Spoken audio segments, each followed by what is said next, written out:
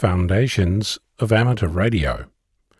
The other day I went on my first POTA, or Parks on the Air adventure. This time I was on my own. If you recall, my power company announced yet another planned network outage, and I felt that I could use this time without electricity to my benefit, for a change. As is traditional, I did all the prior planning to prevent pretty poor performance. I made a list, checked that all the items on the list were in my kit, packed the kit days before, put it all ready to go in the hallway the night before, packed the car on the day, and set out on my adventure. I will confess that I was slightly more sweaty than anticipated when I set off because the umbrella in the boot of my car has a nasty and recurring habit of getting in the way. Specifically, it stops things from getting pushed right to the full depth of the boot. Mind you, it wasn't until I started getting agitated that I realized that it wasn't the umbrella's fault entirely this time, since, as it turns out, the folding chair that I was attempting to jam in place doesn't actually fit longways into the boot. Anywho, I set off and visited the local petrol station. I was not prepared for a customer to spend 15 minutes dribbling the last bit of diesel into their pretend sports utility vehicle, but he looked like he was up for a fight, so I smiled sweetly and waited for him to pay and move his box on wheels. After paying for my own fuel and driving off, the pressure in my bladder had gotten beyond the cross your legs and hope for the best stages, and I swiftly made my way to the nearest shopping complex, where a local pharmacist helpfully told me that there were no toilets in the building and that the local hotel or fast food joint were the place to relieve the pressure. One problem. They were both closed. At this point I was in pain and discovered that I couldn't read the screen on my mobile phone in the lovely sunlight because it was set to battery saving mode, since my charger was at home where the power was out. After disabling the battery saving mode, I opened the local public toilet map shortcut on my phone and discovered that fortunately the shortcut still worked, opening up my default browser, which suddenly didn't want to display a map. Copied the URL to another browser, still in pain, finally a map. Click on the nearest icon and it navigates me there from Darwin, or over 4,000 kilometers from where I actually am. Luckily, it has the GPS location, which I copy and then paste into my mapping app, and I can finally navigate to the nearest toilet. Several comment-worthy navigation moves later, I drive into the car park, lock the car, painfully shuffle to the building, do my business in the very clean facilities, and then decide that I should just stop, sit, and take a breath. So I get in the car and discover that my partner was right when they heaped scorn on our newly acquired thermos cup. It really does hurt your nose when you try to drink from it, and the sharp edges in your mouth do nothing to make the experience joyful. Meanwhile, there's some trucks moving around in the car park, and a guy walks up to the car to ask me if I can move because they want to move a third, or was it fourth truck into the space. I swallow my sip of restorative coffee, wipe the now wet bridge of my nose and move the car, only to be blocked from leaving the exit thanks to the slowest reversing truck I've ever encountered, one who then proceeds to sit at the next intersection for 5 minutes without indicating where it was going. Are we having fun yet? I finally made my way to the main road, where I attempted to calm my nerves with the help of a Morse code edition of my podcast.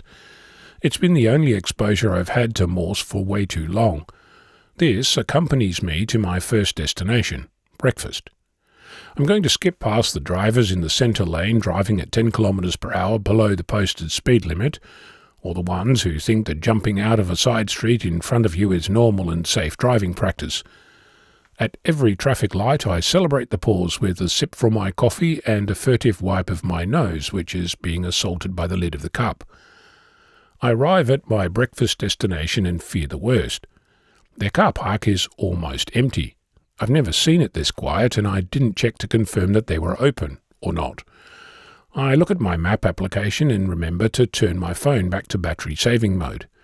According to the internet, my cafe is open, so I cross my fingers and get out of the car.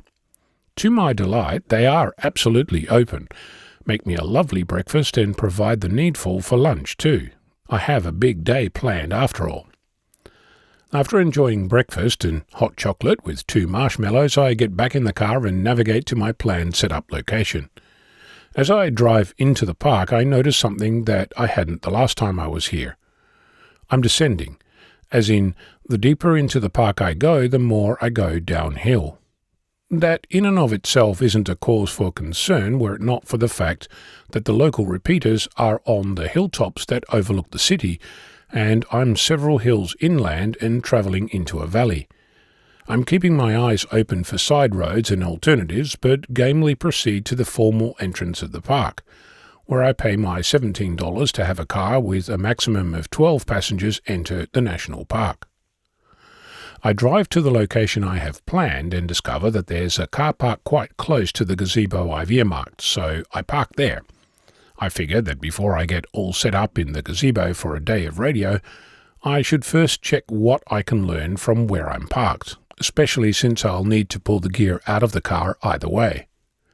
Before I get out of the car, I attempt to mark my actual location on the map, only to discover that there's no mobile phone coverage. So much for using Echolink as a fallback. I pull out the folding table, which neatly fits next to the car, dig out the coax from the boot and lead it out the passenger door. The other end is connected to the boot lip mount that has been there for years. In case of failure, I did bring a magnetic base, but I'm optimistic. I removed the HF and VHF multiband antennas from their storage spot taped to the driver's side rear passenger roof grab handle, and pull out the previously errant folding chair. All is going well. I pull out the spare coax and my anxiety spikes a little. This is what I think might be what causes me to come unstuck. It's a 10-metre or so length of coax. It's untested, terminated with BNC, and I'm concerned that I didn't bring enough adapters beyond the BNC to PL259 and the SO239 barrel I packed hastily the night before. I push away my fear since I'm not needing this right now, and I continue to unpack the radio, noticing that to my immense relief the knobs are still attached. Set it all up, pull the power cable from the 12-volt, 80-amp-hour AGM deep cycle battery, quote, ideal for 4-wheel drive, caravan and camping trailers, end quote, which I bought 4 years ago to power my dash cams and the radio. It's automatically charged by a 360-watt DC to DC converter that's connected to the alternator in the car, because I don't want my dash cams, or radio for that matter, to stop me from starting the car. Ask me how I know. The power leads are long enough to make it out of the boot, and I connect the inline voltmeter to the battery, 12.6 volt, the same as what I saw when I checked it a week earlier. I mount the VHF multiband antenna connected to the radio after pulling out the N-type to PL259 adapter, which is on the list and part of the standard kit.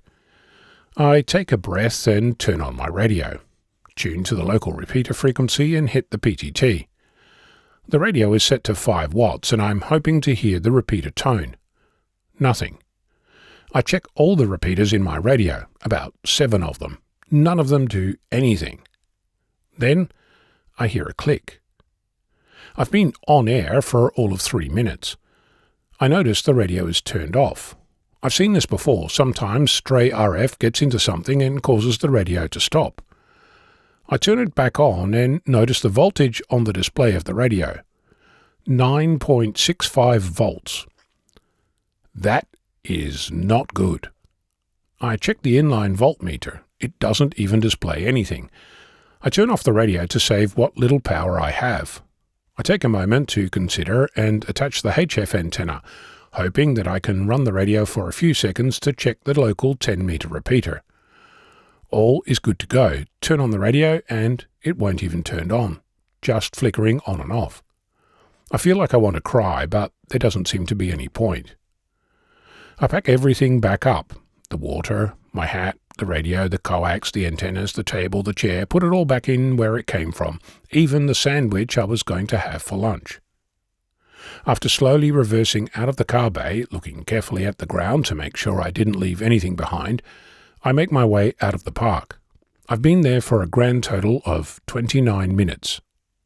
I briefly entertained the idea of going to the nearest electronics store and spending $50 on a small battery.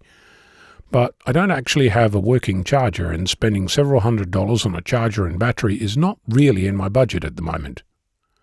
Whilst I was driving home, I got a notification that the power was out at my QTH. I got home 52 minutes after the power went out. It stayed off for the next 6 hours. So much for being productive.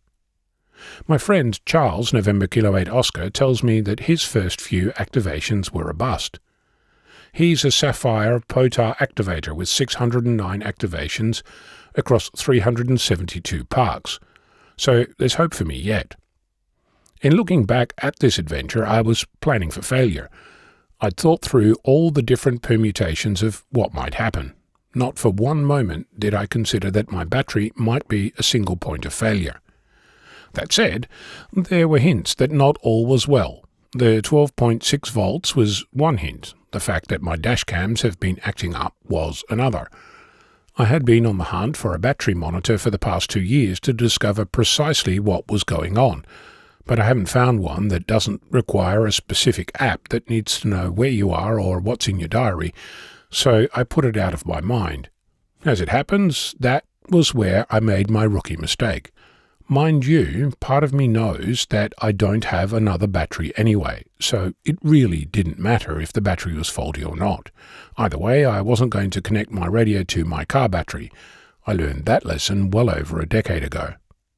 I'm back to the drawing board. It's unlikely we'll use that location to activate for the 750th edition of F-Troop, but when I get my power situation sorted out, it's still a lovely place to get on air and make some noise.